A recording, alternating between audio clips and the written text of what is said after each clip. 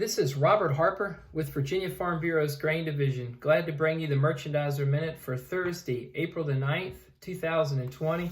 At the end of a short week of futures trading, as the board is closed tomorrow for the Easter holiday, it seems like a lot of attention this week, and this week's trade has been focused on the shortness of the week, as well as the April supply and demand report that we got today from the USDA. We also saw a big announcement today from the Federal Reserve about a new stimulus package that they're going to be unveiling. Looks like a lot of dollars and aid there for small businesses. So we'll watch how that unfolds in the coming weeks and look to get more details on that next week. One interesting thing coming into this week, going home last Friday when we got the Commitment of Traders report, it did show the managed money position in Chicago as still short corn and soybeans and a slightly long position on the soft wheat side of the trade. But one thing an economist pointed out to me this week, that short corn position, that was the 33rd week in a row of that, and that is a record on the Chicago Board of Trade. So it shows that even though we're in the middle of these times with a lot of volatility because of a lot of unprecedented outside influences, the corn speculator has had an opinion for a long time that corn prices are going to go lower before they go higher. When we take a look at the closing prices today, we've got May corn up a penny for the week, closing today at $3.31.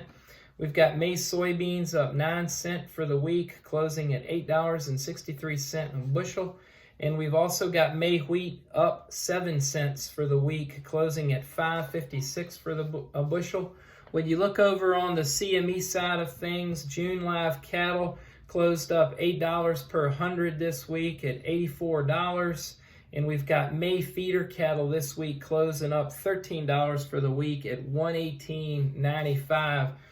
Just a lot of volatility again on the futures this week on the cattle side of things as they're grappling with the 100% consumer purchase process that's going on at the retail level, where basically the shelves are getting cleaned off as soon as the stockers stock them, to speculators trying to build in risk if packing plants close down due to the coronavirus. So hopefully we'll see some stability come into that market, and we'll see cash markets that will be able to match what's going on the futures side of things and vice versa, and hopefully seeing that price action work more in the favor of the producer. Also this week, a lot of headlines about cold weather in hard wheat country. That's helped spawn some positive buying on those wheat futures that we've talked about. We heard this week about the 3 to 4 weeks of bottlenecks in Argentina at ports, that those bottlenecks in many cases, whether it's employees taking time off or sick leave or ports being closed or having reduced hours, we've seen some of those bottlenecks, we're told, reduce this week. So that's positive for them and maybe a little bit negative for us. We also saw this week the National Ag Statistics Service said that they are going to begin the resurveying process for those 5 states that had so many bushels left unpriced, or not unpriced, but unharvested last fall. So they're going to start counting those acres and see what kind of harvest percentages they're going to get, and they're going to release those on May the 12th. So today was the April supply and demand report. The board did react in pretty much a positive reaction.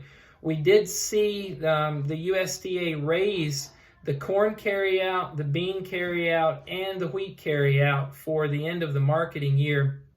So that was interesting to see the board be somewhat positive to those bushels being increased. We did see Argentina and Brazil's soybean crop lowered slightly, and USDA left Argentina and Brazil's corn crop the same from the March report. And we did see on the world ending stock side, the USDA lowering beans slightly and leaving corn and wheat where they had them in March. So keep your eye on next week and what the coronavirus is going to do, not only to individuals and communities, but to price action that's still setting the tone for our markets. We do have some opportunities for old crop marketing with basis. Give us a call if we can help you. This is Robert Harper at Virginia Farm Bureau's Grain Division.